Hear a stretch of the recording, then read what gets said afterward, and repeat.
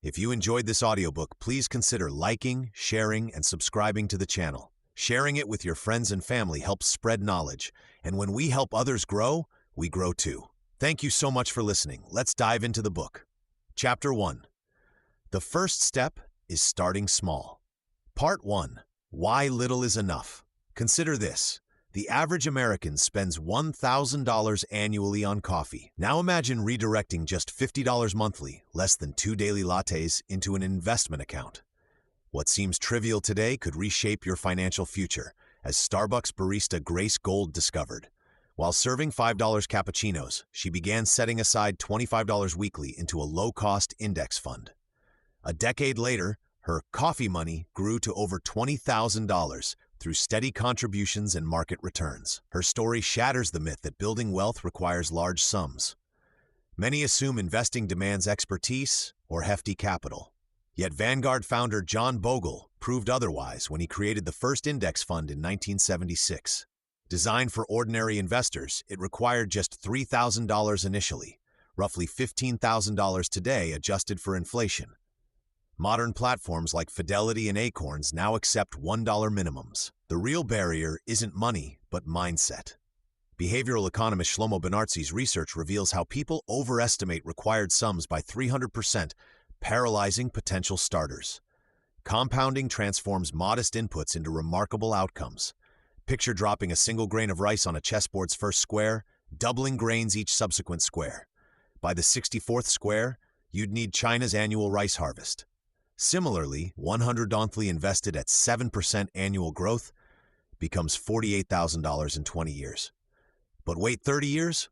$122,000, demonstrating how time amplifies small actions.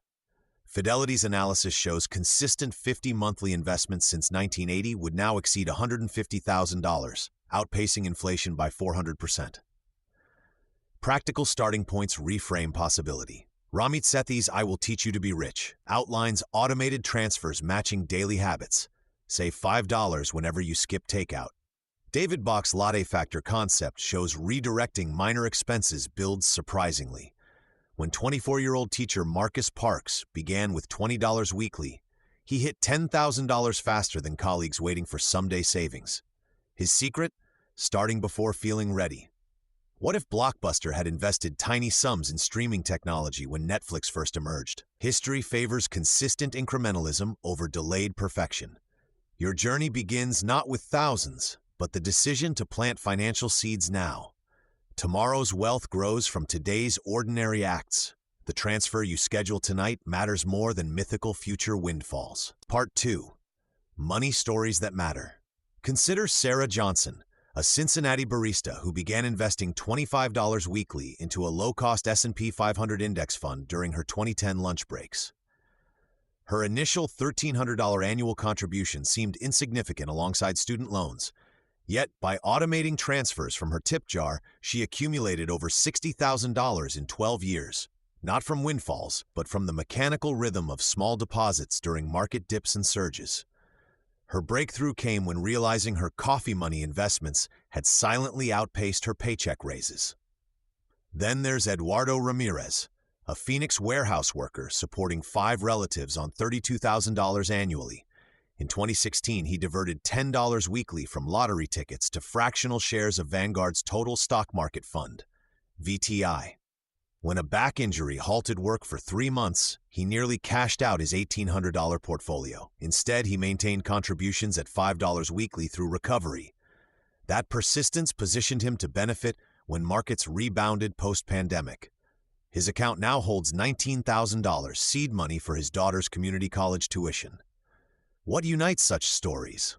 The counterintuitive discovery that modest actions outmuscle grand intentions. Take software engineer Maya Chen, who delayed investing for years seeking the perfect strategy. At 35, she finally opened a Roth IRA with $100 monthly automated buys of diversified ETFs. Early mistakes like panicking during a 2018 correction taught her to ignore volatility noise.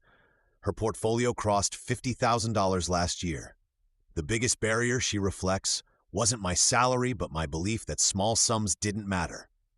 These patterns echo documented cases like Ronald Reed, the Vermont janitor whose consistent blue-chip stock purchases grew into an $8 million legacy. His secret? Buying quality assets repeatedly, regardless of balance size. Modern tools now democratize this approach. Fractional shares allow ownership in companies like Apple with spare change, while apps automate micro-investing from rounded-up purchases. The critical lesson surfaces in setbacks. When Eduardo's injury struck, his $5 weekly commitment felt meaningless. Yet continuing forged the habit muscle that later amplified his contributions. Sarah's early statements showing mere $3 gains almost discouraged her until she focused on share accumulation rather than dollar values. Their experiences reveal truth. Wealth grows not from the amounts you start with, but from the stubbornness with which you continue. This persistence creates unexpected leverage. Those small, regular investments accumulate more shares during market downturns, a hidden advantage rarely discussed in finance media. The next pages will show precisely how this mechanic operates across decades, turning pocket change into life-changing sums. But first, notice what these stories share. Not privilege, but the decision to begin before conditions felt ideal. Your equivalent of Sarah's $25 or Eduardo's $10 already exists in your daily flow. The only question is whether you'll redirect it today or keep waiting for a mythical enough. HTML. Part 3. The magic of early action. Consider this. If you plant an oak tree today, you won't have shade tomorrow. But in 20 years, that sapling becomes a mighty shelter. Money works the same way when invested early. Each dollar you put to work generates earnings, and those earnings generate their own earnings. This self-fueling cycle is called compounding, finance's closest thing to a superpower.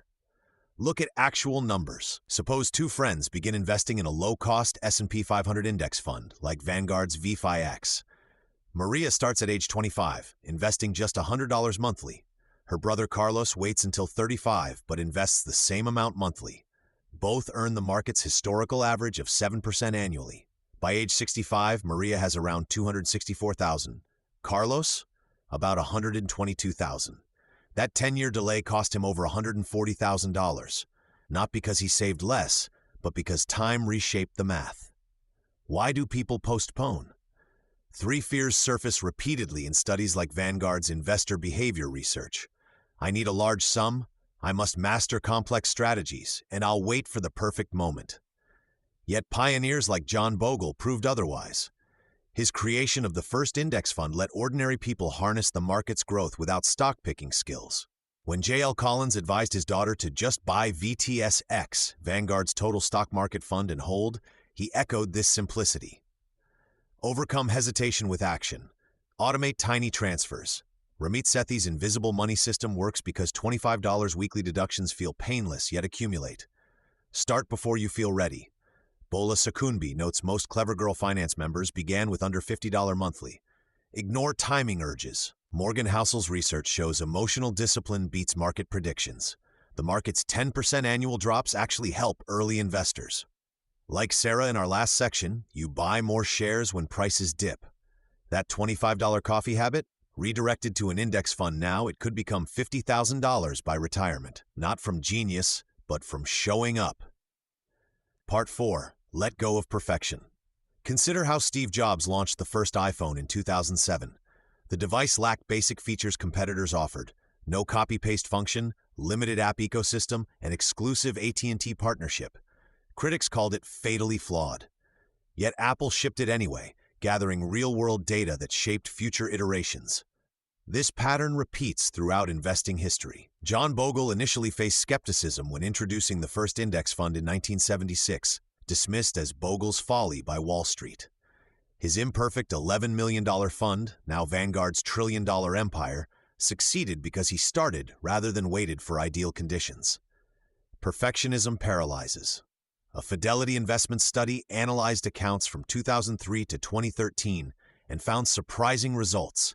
The best-performing portfolios belonged to investors who forgot they owned accounts. Why? Their inaction prevented them from constantly tweaking perfect strategies. Meanwhile, active traders underperformed by 6.5% annually. This mirrors what J.L. Collins advocates in The Simple Path to Wealth. The enemy of a good plan is the dream of a perfect plan. Start with a basic index fund allocation, even if it's not optimized. Then refine as you learn. Take Tara, a clever girl finance member highlighted by Bola Sokunbi. She began investing during the 2020 market crash with $40 monthly into a single S&P 500 fund. Her initial buys happened amid terrifying headlines. When her fund dropped 9% the first month, she maintained contributions. 2 years later, those imperfectly timed purchases became her highest returning positions. Her secret? Automating transfers so market noise couldn't trigger second guessing. As Morgan Housel observes in The Psychology of Money, every financial plan fails upon contact with reality, but those who start anyway develop the resilience to adjust. Practical steps beat perfect models. 1. Adopt a version 1.0 mindset.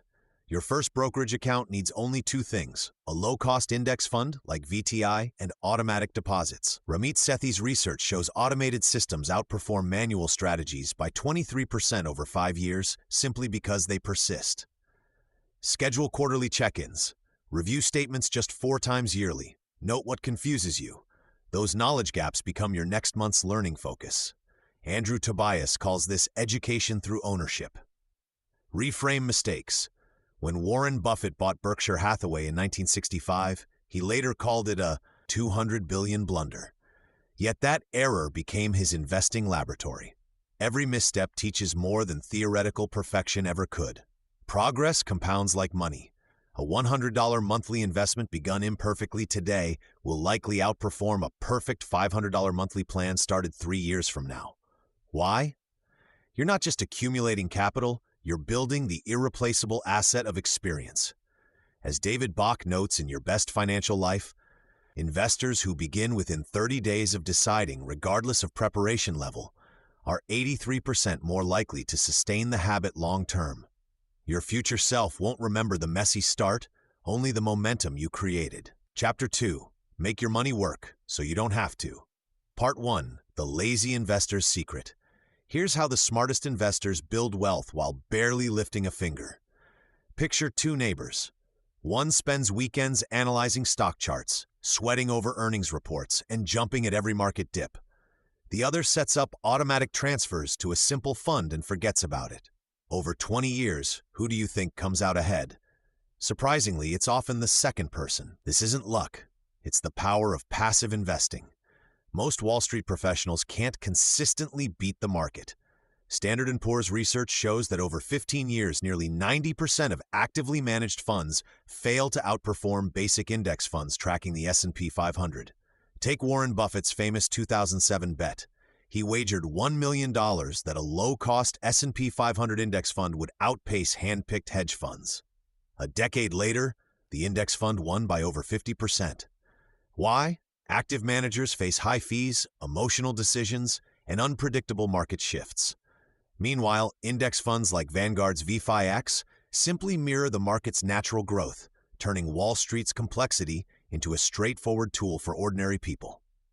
Passive investing works because it leverages time, not timing. Consider someone who invested $200 monthly in an S&P 500 index fund starting in 1990. By 2020, they'd have contributed $72,000, but their account would be worthly $280,000. That growth happened while they slept, traveled, or pursued hobbies. Automation makes this effortless. Apps like Vanguard or Fidelity let you set recurring transfers, turning saving into a silent habit. Ramit Sethi calls this conscious spending. Focus your energy on earning more, not micromanaging investments. Dispelling myths is crucial. You don't need to pick stocks like a pro or watch CNBC daily. J.L. Collins compares it to flying a plane. Pilots, fund managers add complexity, but autopilot index funds gets you there safely with fewer crashes. High-frequency trading and daily adjustments often backfire. Missing just the 10 best market days in 20 years can slash your returns by half. Instead, adopt John Bogle's mantra, don't do something, just stand there. This approach transforms investing from a high-stress chore into a quiet engine for freedom. By embracing broad market funds and automation, you're not settling, you're harnessing capitalism's most reliable force. Next, we'll explore why owning the entire haystack beats searching for needles. Part 2. Don't chase the needle. Buy the haystack. Imagine you're at a carnival, tossing darts at balloons. Hitting the grand prize feels thrilling. But what if I told you that consistently winning requires hitting hundreds of targets, not one? That's the core idea behind diversification. Owning a broad swath of the market is smarter than betting on a few sure things. History shows this repeatedly. Consider the dot-com bubble. Investors who piled into tech darlings like Pets.com lost nearly everything when it collapsed in 2000. Yet those holding a diversified mix, say an S&P 500 index fund, still captured gains from steady sectors like healthcare or consumer goods. They recovered fully within years, while stock pickers scrambled. This isn't just theory. Vanguard founder John Bogle proved it. His first index fund in 1976 was mocked as Bogle's folly. Critics insisted experts could beat the market. But over 50 years, data shows over 80% of actively managed funds failed to outpace the S&P 500 after fees. Why? Stock picking forces you to predict winners twice, when to buy and when to sell. Miss either, and you lose. Index funds skip this gamble. By owning thousands of companies through one fund, you ensure that when one fails, like Blockbuster, others thrive, like Apple or Amazon. You're not searching for needles, you own the haystack. Real life makes this tangible. Take two friends in 2010. One bought Tesla early, dazzled by its potential. The other invested in a total stock market index fund. By 2020, Tesla soared, but the index investors still won. How? The Tesla fans sold during a 40% dip in 2013, fearing losses. The index holders stayed put, gaining from Tesla's rise, plus thousands of other companies. Volatility didn't spook them because diversification smoothed the ride. J.L. Collins puts it plainly, the market always goes up if you own all of it. This approach isn't passive, it's strategic. You harness capitalism's natural growth without the stress of timing trends. Next, we'll see why keeping costs low turbocharges this advantage. After all, even small fees compound into massive drains over time. Part 3. Keep it cheap, keep it growing. Here's how fees silently drain your wealth, and what to do about it. Imagine two neighbors each invest $10,000. One picks a low-cost index fund charging 0.05% annually. The other chooses an actively managed fund charging 1.5%. Assuming both earn the same 7% average return before fees, here's the brutal reality after 30 years. The low-cost investor ends with roughly $76,000. The higher-fee investor, just $57,000. That $19,000 difference isn't lost to bad luck or poor returns, it's consumed entirely by fees. Like termites in your financial foundation, small percentages compound into staggering losses over decades. Fees seem trivial until you see their cumulative power. A Vanguard study revealed that over 50 years, paying just 2% in annual fees can consume over 60% of your potential gains. Think of it this way. Fees are the only guaranteed outcome in investing. Market returns fluctuate, but costs always extract their pound of flesh. Jack Bogle, Vanguard's founder, called costs the tyranny of compounding. Every dollar paid in fees is a dollar that could have grown exponentially for you. You'll encounter several fee types. Expense ratios, annual fund management fees, hide in plain sight. Check a fund's prospectus. Transaction costs occur when funds frequently buy-sell holdings. Advisor fees, often 1% of assets yearly, add another layer. Even no-load funds aren't truly free. Consider Fidelity's Magellan Fund under Peter Lynch. Spectacular returns, yet many investors lost money. Why? High fees and constant trading eroded gains while tax bills piled up. Fighting back is straightforward. 1. Choose index funds ETFs. They automate diversification at minimal cost. Vanguard's Total Stock Market ETF, VTI, charges 0.3%. 2. Compare expense ratios. Use free tools like Morningstar. A difference of 5% matters hugely over time. 3. Avoid churn. Frequent trading triggers fees and taxes. Buy quality holdings, then let them grow. 4. Question advisor fees. If using one, demand fee only, not commission-based structures. Better yet, educate yourself using resources like bogleheads.org. Morgan Housel notes, wealth is what you keep, not what you earn. High fees sabotage the keeping. When J.L. Collins says, fortunes are made by buying and holding, he implies holding your costs down. Your money grows fastest when fees don't siphon its fuel. This isn't about being cheap, it's about being strategic.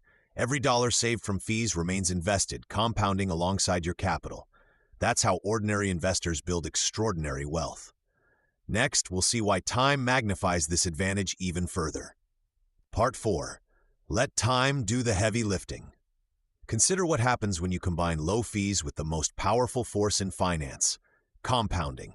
It's like planting an oak tree. You don't stare at the seedling daily, willing it to grow faster. You plant it, water it occasionally, and wait decades. The magic happens underground while you live your life.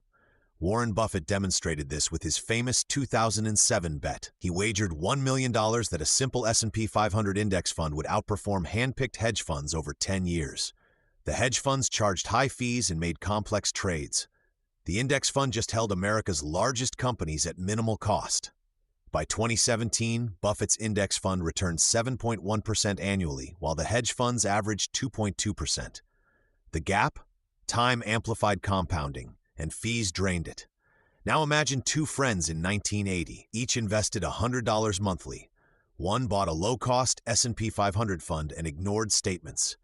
The other chased trends, jumping between hot stocks and paying transaction fees. By 2020, the first had roughly $470. The second, about $210,000. That $260,000 difference came from two things: avoiding fees and letting decades pass without interference. Why do we sabotage ourselves? Fidelity studied account data and found investors who forgot they had accounts earned higher returns than active traders. Why? Humans overreact to short-term noise. Missing just the 10 best market days between 2000 and 2020 would have cut your returns in half. Yet predicting those days is impossible. Here's the practical takeaway. Automate. Set up monthly transfers from your bank to low-cost index funds. Then delete your trading app. History shows markets rise over 20-year periods despite wars, recessions, and pandemics. Your job isn't to outsmart the system, it's to outweight it.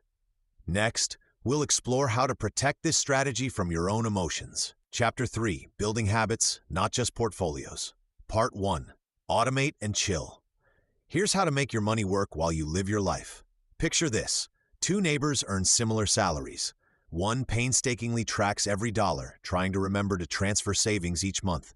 The other set up automatic transfers years ago and barely glances at statements. By retirement, the second neighbor has accumulated significantly more, not from higher income, but from consistency. This isn't hypothetical. Studies from firms like Vanguard show investors using automated contributions outperform manual traders by 3% annually on average, largely by avoiding emotional decisions. Automation solves a fundamental human problem. We're wired for immediate gratification. Nobel laureate Richard Thaler's research on mental accounting reveals that money in our checking account feels like spending money, while funds moved elsewhere become untouchable. When you automate, you bypass this mental trap. Consider retirement plans. Companies like UPS saw participation rates jump from 35% to over 90% after switching from voluntary enrollment to automatic 401k deductions. The money is saved before you even see it, eliminating the willpower battle. Setting this up takes under an hour. First, contact your bank to schedule recurring transfers from checking to savings on payday. Start with just 5% of your income. Next, open a low-cost index fund account through providers like Vanguard or Fidelity. As John Bogle demonstrated, these funds consistently beat managed portfolios over 20-year periods. Finally, set automatic contributions to that fund. Ramit Sethi's clients often begin with $50 monthly. One teacher I interviewed automated $75 weekly into an S&P 500 index fund. After 10 years, she'd contributed $39,000, but compounding grew it to over $65,000 without her lifting a finger. The brilliance? Automation scales effortlessly. When you get a raise, increase transfers by half the difference. A UPS warehouse worker did this systematically, growing his initial $100 month contribution to $500 over 15 years. His secret? I never adjusted my lifestyle upward, just my savings.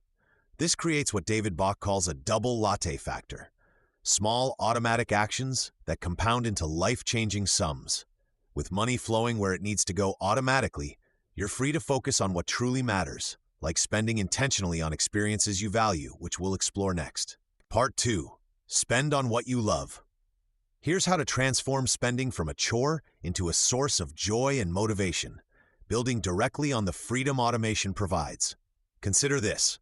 Researchers Elizabeth Dunn and Michael Norton found people who deliberately spent money on experiences they valued, like a cooking class or a weekend trip with friends, reported significantly higher happiness than those buying material goods. This isn't about limitless spending. It's about strategic allocation that fuels both your life and your financial progress. Traditional budgets often fail because they focus solely on restriction. They ask you to cut your morning coffee or skip dinners out, creating resentment.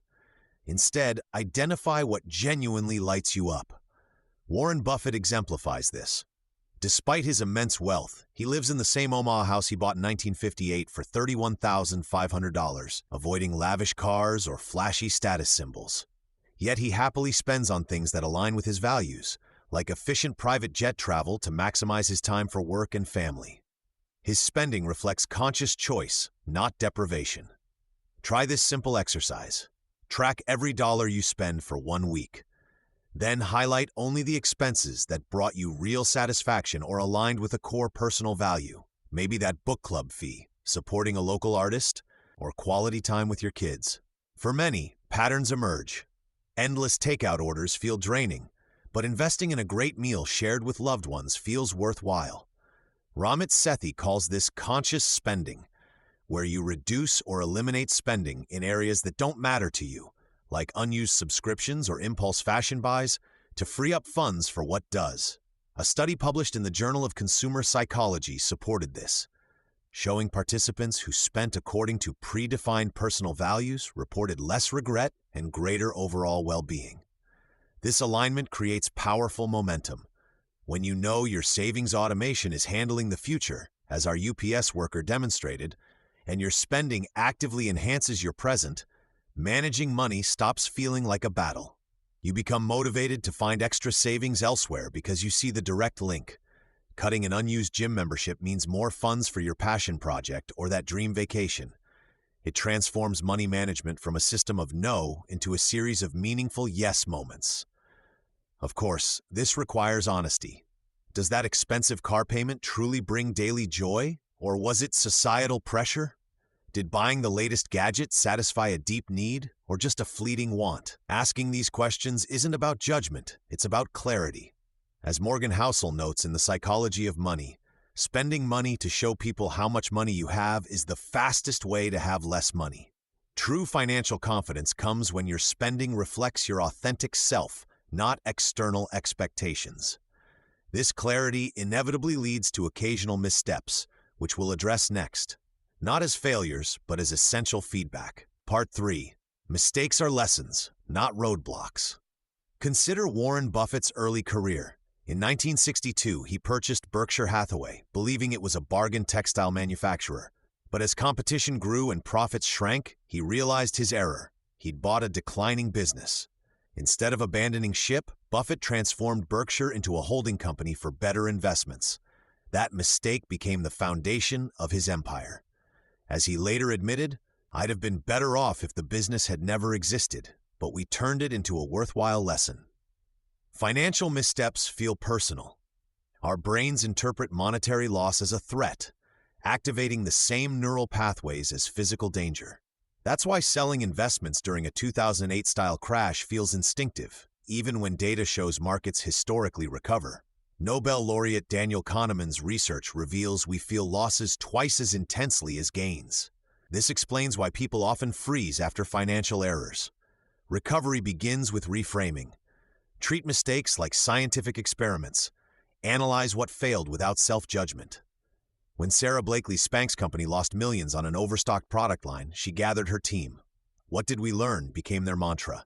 They discovered flawed demand forecasting, then created new inventory systems still used today.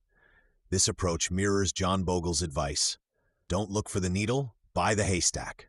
Index fund investors accept occasional downturns as system noise, not personal failure. Practical rebound steps. Conduct a 20-minute post-mortem. Right? I thought X would happen because of Y. Instead, Z occurred due to A and B. Ramit Sethi suggests this removes emotion from analysis. Adjust one variable. If impulsive stock picks burned you, automate index fund contributions like J.L. Collins recommends. If overspending recurred, implement David Bach's Pay Yourself First transfer on payday. Share the lesson. Bola Sokunbi's Clever Girl Finance community shows how admitting errors publicly, e.g., I bought crypto FOMO, builds accountability and helps others. Morgan Housel notes in The Psychology of Money that every financial outcome combines luck and skill. Even experts err. Ray Dalio's 1982 miscalculation nearly bankrupted Bridgewater Associates. His comeback? Creating the radical transparency culture that made his firm legendary. Progress lies not in avoiding stumbles, but in shortening the recovery time between them. Each course correction builds the resilience you'll soon need for a tougher skill. Protecting gains by strategically saying no. Part 4, The Power of Saying No. Consider Warren Buffett's rule. The difference between successful people and really successful people is that really successful people say no to almost everything. This isn't about rejection, it's about protection. After building resilience from mistakes, your next critical skill is guarding hard-won progress through deliberate refusal. Financial pressures bombard us constantly. Friends push speculative stocks. It's the next Bitcoin. Advertisements whisper that luxury cars equal success. Family gatherings become minefields of why haven't you bought a house yet? Ramit Sethi observes in I Will Teach You to Be Rich that 90% of financial improvement comes from avoiding toxic advice and expenses that don't align with your values. Take Blockbuster. They said yes to late fees while Netflix said no to physical media. One vanished, the other transformed entertainment. Your money faces similar crossroads daily. Bola Sokunbi's Clever Girl Finance community shares powerful no moments. One member declined a destination bachelorette weekend costing 3 months' savings. Another resisted upgrading her leased car despite coworkers teasing. Their secret? Predefined financial guardrails. Try this. Before any financial decision, ask 1. Does this directly support my top 3 goals? 2. If I say yes, what must I give up? 3. Will this choice still matter in 5 years? John Bogle demonstrated this when Vanguard said no to trendy investment products. While competitors chased complex derivatives, Bogle insisted on low-cost index funds. This boring approach built a $7 trillion empire. Morgan Housel notes in The Psychology of Money that enduring wealth comes not from brilliant yeses, but from consistent no's to distractions. Practice with small refusals first. Decline the extra warranty at electronics stores. Skip the premium credit card with its $500 annual fee. When pressured to invest in a friend's startup, respond, I only invest in low-fee index funds. It's my rule. J.L. Collins calls this creating your financial moat. Every no reinforces confidence in your path. Ironically, strategic refusal creates freedom. By saying no to impulse buys, you can say yes to early retirement. By rejecting get-rich-quick schemes, you build compound growth. A Stanford study found people who practiced refusal for 3 weeks reported 23% less financial stress. Your greatest power isn't in choosing opportunities, it's in filtering them. Soon, we'll explore how automating your yeses makes saying no effortless.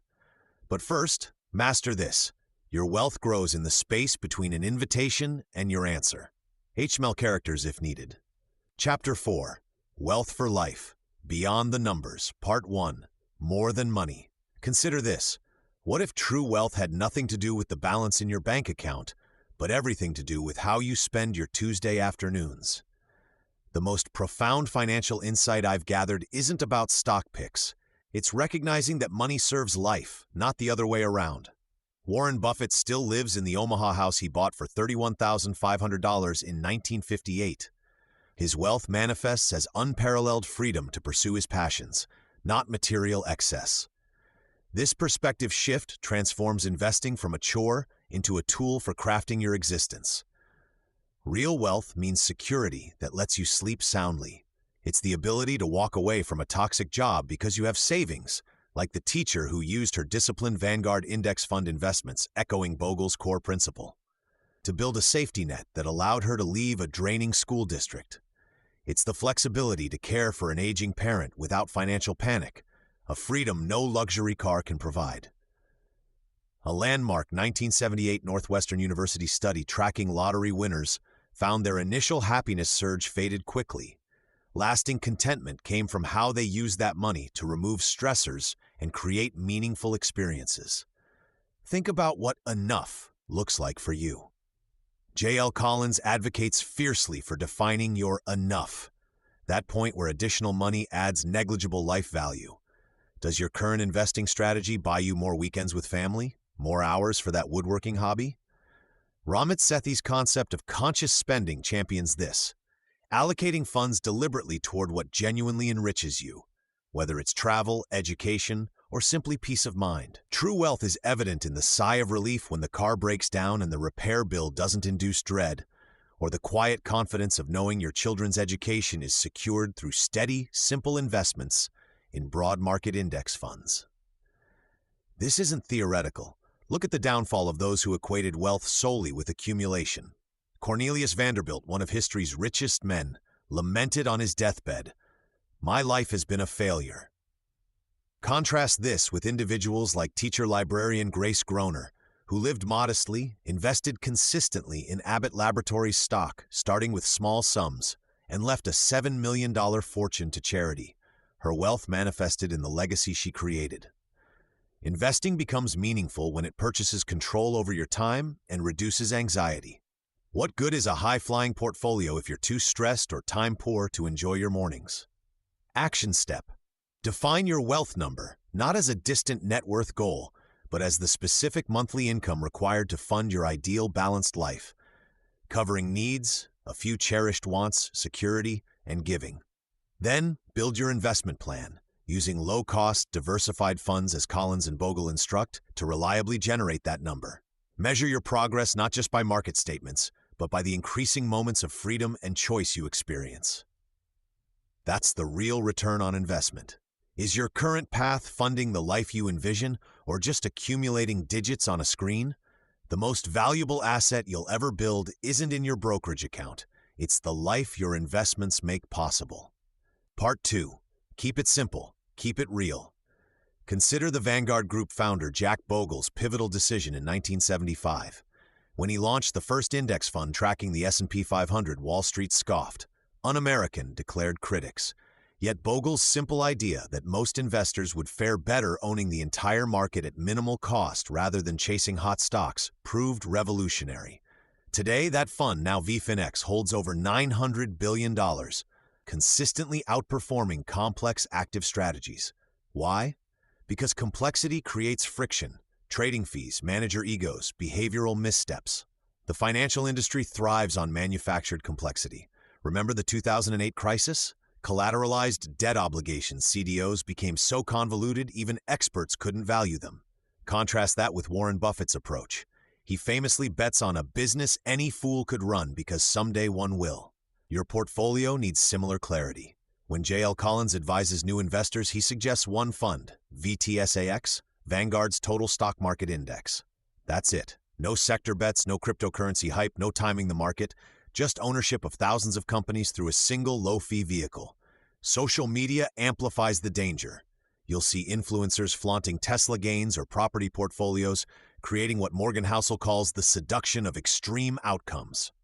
But study actual millionaire habits. Ronald Reed, a Vermont janitor, quietly amassed $8 million through decades of buying blue-chip stocks and reinvesting dividends. No options trading, no leverage. His secret?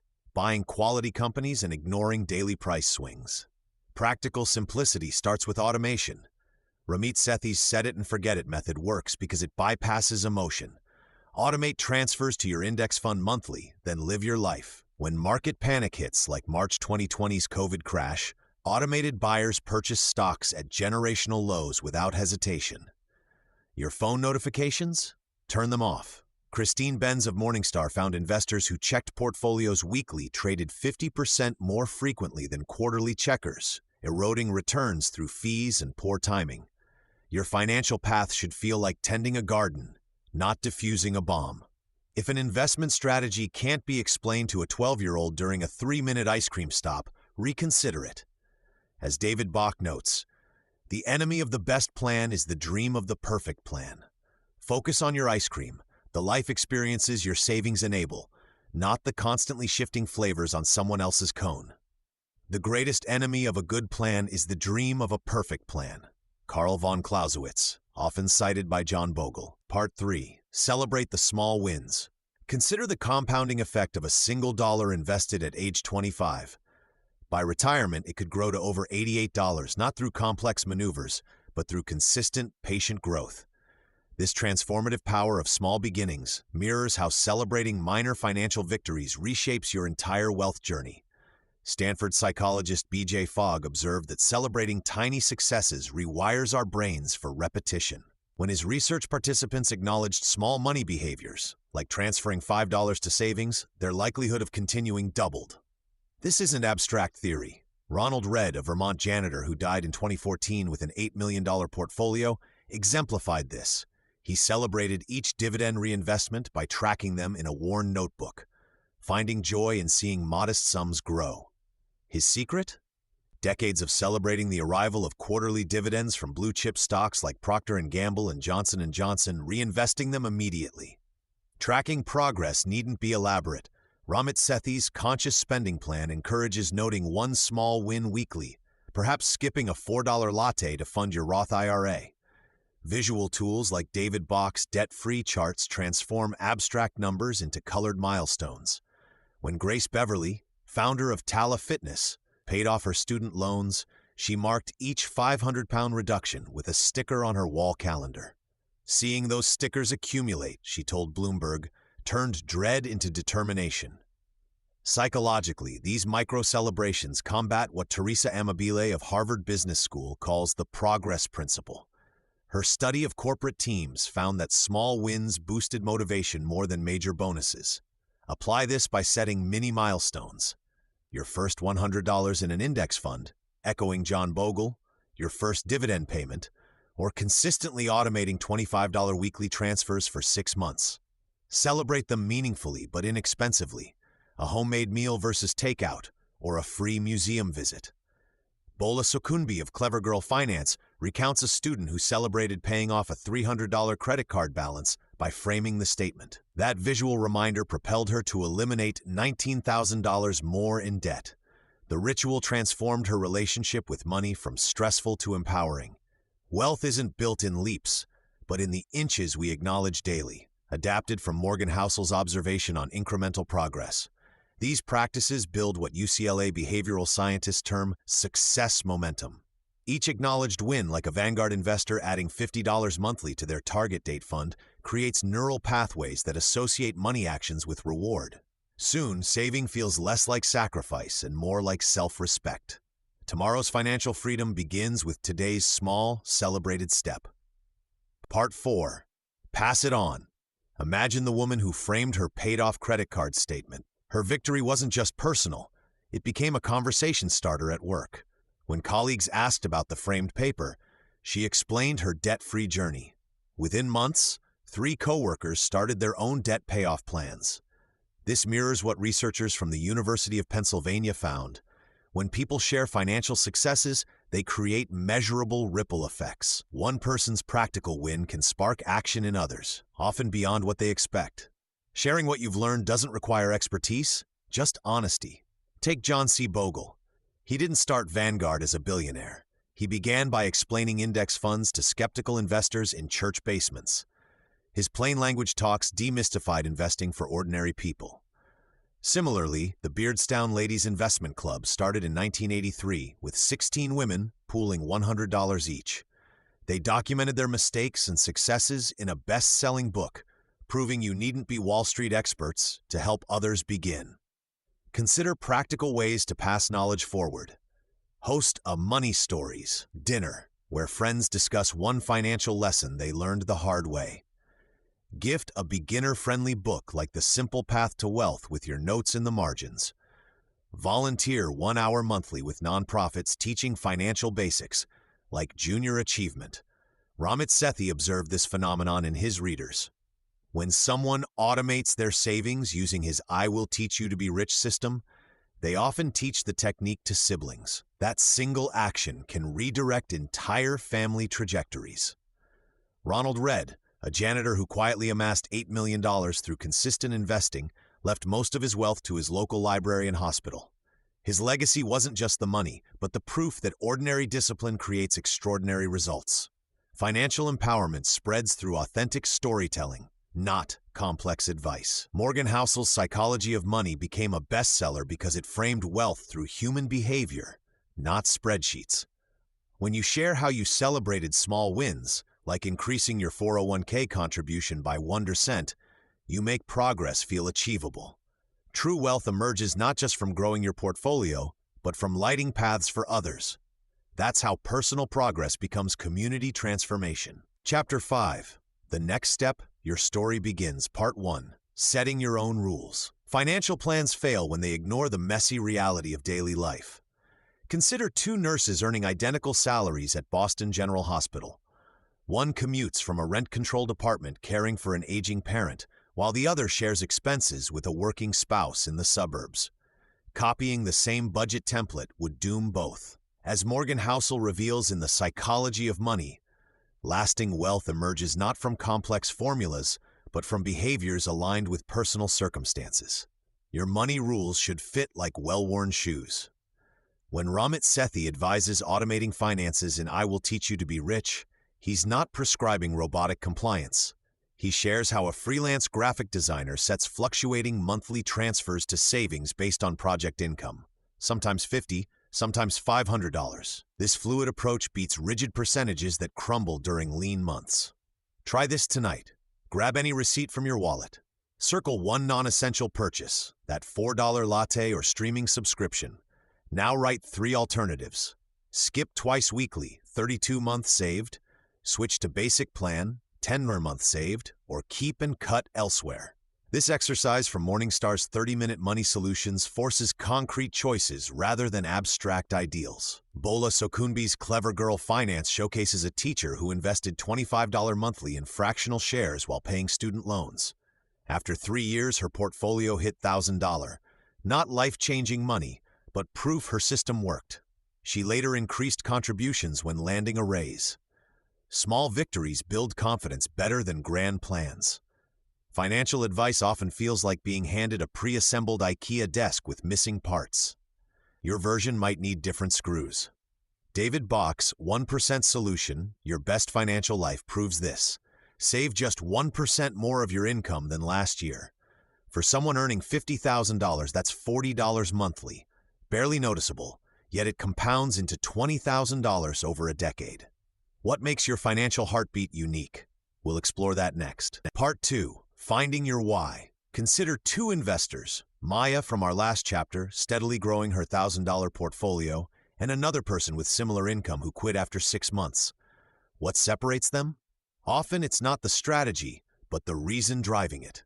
Your financial engine needs fuel, and that fuel is your why. This isn't abstract fluff. It's the practical grit documented in stories like Howard Schultz founding Starbucks. His drive stemmed from witnessing his father's struggle without health insurance after a workplace injury, a deeply personal motivation, far more potent than a vague desire for more money. Why does this matter? Look at the research. Studies on goal achievement, like those analyzed by psychologist Dr. Gail Matthews, consistently show people who connect actions to personal values and write down their specific reasons are significantly more likely to persist through obstacles. Think of Michelle Obama describing in Becoming how her family's careful budgeting instilled a lifelong value of education, shaping her financial priorities. What core value underpins your desire for wealth? Is it security for your family like Schultz? Freedom to pursue a passion project? The ability to support a cause you believe in? Finding your why acts like a compass during market storms or unexpected life events. When J.L. Collins advocates for simple index fund investing in The Simple Path to Wealth, the method is straightforward. The challenge is sticking with it for decades. Collins emphasizes this why as financial independence, freedom from needing a paycheck. Ramit Sethi in I Will Teach You to Be Rich pushes readers beyond generic goals like retire comfortably. He asks, what does rich mean to you? Is it traveling 3 months a year? Sending your kids to college debt-free? Leaving a specific legacy? Be brutally honest. If your why is merely not being poor, it might not sustain you when skipping a vacation feels hard. Connect it directly to your daily choices. David Bach's 1% Solution works because automating a small increase is easy. But why automate that extra $40? Because it funds your daughter's future art school tuition, Because it buys you 5 extra years of retirement to volunteer? Morgan Housel, in The Psychology of Money, nails it. Money's greatest intrinsic value is its ability to give you control over your time. How do you want to control your time? Frame your savings and investments as buying future freedom for something specific. Write that reason down. Put it where you see it. Taped to your monitor, saved as a phone background. When temptation strikes, that tangible reminder of your deeper purpose is your strongest shield. Maya's $1,000 wasn't just a number. It was proof she could rewrite her story. What story does your money need to tell? Knowing that transforms saving from a chore into building the life you envision, one deliberate dollar at a time. This clarity is what prepares you to confidently take that next crucial step, making your first real investment. Part 3. Your first investment. That moment when you know your why is powerful. It transforms abstract goals into tangible purpose. Now let's translate that purpose into action with your first investment. Think of it like learning to ride a bike. You don't start with a mountain trail. You find a quiet street and push off gently. Your first $50 invested is that initial push. Many hesitate, fearing they'll make a costly mistake or need thousands to begin. History shows otherwise. In 1926, the S&P 500 index began its journey. If someone invested just $100 then, adjusted for inflation, it would be worth over $800,000 today despite wars, recessions, and market crashes. The key? They started. John Bogle's research reveals that low-cost index funds like Vanguard's S&P 500 ETOO turn small, regular investments into significant wealth by harnessing compound growth. Fees matter enormously. A 2% annual fee can devour 60% of your returns over 50 years. That's why pioneers like J.L. Collins stress simplicity. Buy VOO, automate contributions, ignore the noise. Here's your 3-step start. First, choose your vehicle. For beginners, broad market index funds are ideal. They're diversified, owning tiny slices of hundreds of companies, low cost, VOO charges 0.3% annually, and historically reliable. Ramit Sethi's readers often use platforms like Fidelity or Charles Schwab, which offer $0 minimums for ETF purchases. Next, open your account. If your goal is retirement, consider a Roth IRA, tax-free growth for decades. For general investing, a standard brokerage account works. Sites like Vanguard.com guide you through setup in 15 minutes. You'll need your ID, social security number, and bank details. Finally, make your purchase. Log in, search for your chosen fund, e.g. VOO, select Buy, and enter the amount, $25, $50s, whatever fits. Choose a market order for immediate execution. Hit Confirm. That's it. Bola Sokunbi reminds us, your first $10 invested proves you're capable. The amount is irrelevant. The habit is revolutionary. David Bach's latte factor concept applies here. Skipping 3 $5 coffees a week frees up $780 yearly for investments. At 7% annual growth, that becomes $11,000 in 30 years. Your choices today aren't about deprivation. They're about redirecting resources toward your future self. When Maya from our earlier example bought her first Vanguard share, she texted a friend, "I'm officially an investor." That psychological shift from saver to capital owner fuels momentum. Your first trade, however modest, changes your relationship with money. You're not waiting for wealth, you're building it. Now, what will your next step be? Part 4. The adventure continues. Consider how mighty oaks begin as acorns buried in soil. Your first investment, like Maya's Vanguard share purchase, is that acorn taking root. Financial growth mirrors nature's patterns, not explosive overnight success, but steady, inevitable expansion when conditions support it. Warren Buffett exemplifies this. Purchasing his first stock at 11, he didn't amass $100 billion through complex maneuvers. He consistently reinvested dividends, trusted compounding, and held quality assets, turning small, early actions into staggering results across 7 decades. The landscape shifts, though. Blockbuster clung rigidly to physical stores as Netflix transitioned from mail-order DVDs to streaming dominance. Netflix's willingness to disrupt its own model, twice, demonstrates adaptation's necessity. Your financial strategy requires similar vigilance. Quarterly reviews prevent stagnation. Did a promotion increase your savings capacity? Did a new index fund with lower fees emerge? Christine Benz of Morningstar advises this financial housekeeping habit. 1 hour quarterly to assess fees, rebalance allocations, and adjust contributions. Progress deserves recognition. Dolly Parton's Imagination Library began modestly, mailing books to children in her Tennessee county. Celebrating each 100,000 book milestone fueled its expansion to mailing over 200 million books globally. Apply this to your finances. Paid off a credit card? Transfer that payment amount into investments. Saved an extra $1,000? Acknowledge it. These micro-celebrations reinforce positive behavior, making persistence feel rewarding, not grueling. Staying curious opens unexpected paths. John Bogle launched Vanguard's first index fund in 1976, facing immense skepticism. Critics called it Bogle's folly. Yet his curiosity about low-cost passive investing reshaped the entire industry. Follow his lead. Read one finance article weekly, join a community investment club, or listen to a podcast like Morgan Housel's. Knowledge compounds like capital. Your financial life is iterative, not linear. Ramit Sethi observes that his readers' rich lives evolve dramatically over 10 years. Careers shift, families grow, values refine. What feels essential now may become irrelevant. A flexible plan beats a perfect but brittle one. Start small. Automate your savings increase by 1% annually. This gentle, consistent pressure builds significant momentum without strain. You've planted seeds. Now nurture them. Water them with steady contributions. Give them sunlight through continuous learning. Prune unnecessary fees. Your patience will be rewarded not by sudden wealth, but by profound security. The freedom to choose work you love, support causes you value, and sleep soundly knowing you're prepared. What does your money tree need to flourish today? The adventure unfolds one deliberate, informed choice at a time.